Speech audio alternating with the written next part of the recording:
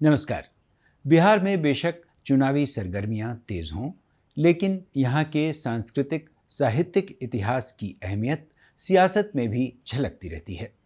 यहाँ के तमाम कवियों को आज़ादी से पहले और बाद में आंदोलनों ने एक मुखर मंच दिया और उनकी अभिव्यक्ति को नया आयाम दिया।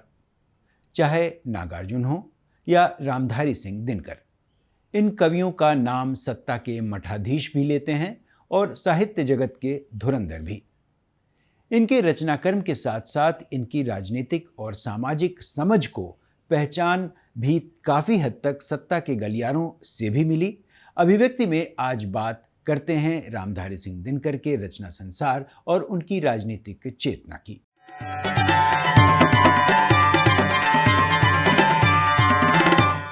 बिहार की राजनीति की धड़कन सिर्फ विधानसभा या संसद में नहीं सुनाई देती, यह खेतों में, कारखानों में, गांव की चौपालों में और कवियों की कलम में भी गूंजती है। यहाँ साहित्य और संस्कृति ने हमेशा आंदोलनों को नई दिशा दी है, चाहे वह आंदोलन आज़ादी का हो या उसके बाद किसानों मजदूरों के आंदोलन हो। इसे मजबूती और ऊर्जा देने का काम किया है कवियों और जन गीतकारों ने। आज़ादी की लड़ाई में रामधारी सिंह दिनकर जैसे कवियों ने क्रांति का बिगुल बजाया। उनकी कविताएं सिर्फ शब्द नहीं थीं, बल्कि तलवार की धार थीं। आज भी उनकी ये पंक्तियां सत्ता के खिलाफ आंदोलनों को नई ऊर्जा देती हैं। सदियों की ठंडी बुझी राख सुबुगा उठी, मिट्टी सोने का ताज पहन इठलाती है, दो राह समय के रथ का, घर घर नाद सुनो, सिंहासन खाली करो कि जनता आती है। जनकवि नागार्जुन की इंदिरा गांधी सरकार के खिलाफ ये पंक्तियां बेहद मशहूर हुईं और हर मंच पर पढ़ी गईं। इंदु जी क्या हुआ आपको, सत्ता की मस्ती में भूल गई बाप को। रेणु ने अपने उपन्यासों और कहानियों में गांव की राजनीति और समाज को जिया। जैसे फणेश्वर नाथ रेणु की जो मशहूर रचना है मैला आंचल, उसमें आज़ादी के बाद के भारत का असली चेहरा दिखाई देता है। आज़ादी के बाद वामपंथी आंदोलन ने बिहार में गहरी पैठ बनाई। इसमें सबसे बड़ी ताकत थी जन कवियों और गीतकारों की। उनके गीतों ने नारे का काम किया। खेतों में हल चलाते किसान, ईंट ढोते मजदूर और विश्वविद्यालय के छात्र सभी इन्हें गाते गुनगुनाते थे। यही कारण है कि हर किसान आंदोलन या मजदूरों की हड़ताल के पीछे क्रांतिकारी सांस्कृतिक दस्ते सक्रिय रहे। 1970 का दशक आया तो जेपी आंदोलन ने बिहार को हिला दिया। उस दौर में भी कवि और सांस्कृतिक कार्यकर्ता हर मोर्चे पर खड़े दिखे। गीतों और कविताओं ने लोगों को भ्रष्टाचार और तानाशाही के खिलाफ आवाज़ उठाने की ताकत दी। आलोक धनवा, सत्यनारायण, रविंद्र राजहंस, सत्येंद्र कुमार, राजेंद्र प्रसाद सिंह, पंकज सिंह समेत तमाम ऐसे कवि रहे जिनकी कविताओं ने आंदोलनकारियों में जोश भरा।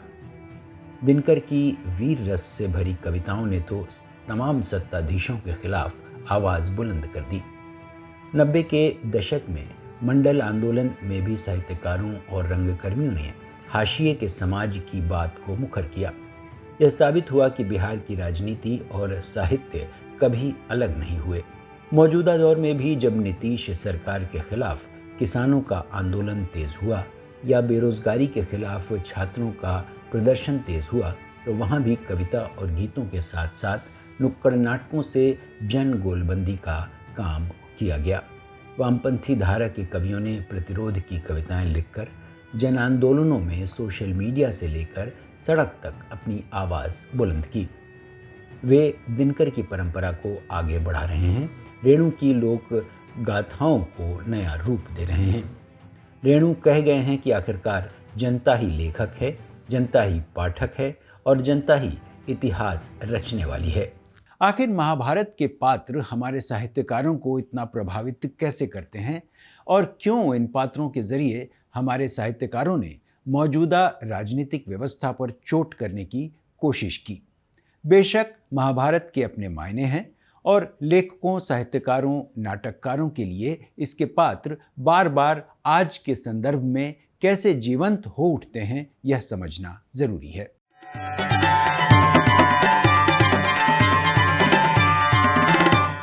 और अब याद कर लेते हैं रामधारी सिंह दिनकर को उनकी कुछ कविताओं के साथ। बिहार के विद्रोही कवि रामधारी सिंह दिनकर 23 सितंबर 1908 को बेगूसराय के सिमरिया में पैदा हुए थे। पटना विश्वविद्यालय से इतिहास और राजनीति शास्त्र की पढ़ाई की।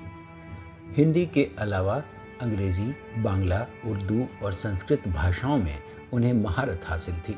स्कूल में टीचर हो गए और बाद में यानी 1934 से 1947 तक बिहार सरकार में सब रजिस्ट्रार और उप निदेशक जैसे पदों पर रहे।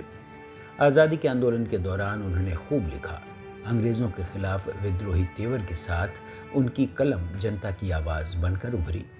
मूल रूप से वीर रस की तर्ज पर कविताएं लिखते, छायावाद की भी झलक उनकी कविताओं में नजर आती और राष्ट्रवाद के प्रति समर्पित तो वो रहे ही।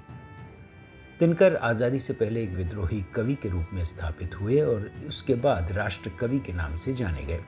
वे उत्तर छायावाद की पहली पीढ़ी के कवि थे। एक ओर उनकी कविताओं में ओज, विद्रोह, आक्रोश और क्रांति की पुकार है, तो दूसरी ओर कोमल श्रृंगारिक भावनाओं की अभिव्यक्ति है।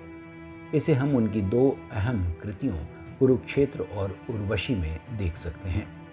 आज़ादी के बाद मुजफ्फरपुर के लंगट सिंह कॉलेज में हिंदी विभाग के अध्यक्ष रहे। बाद में भागलपुर विश्वविद्यालय के उप कुलपति और उसके बाद भारत सरकार के हिंदी सलाहकार हो गए।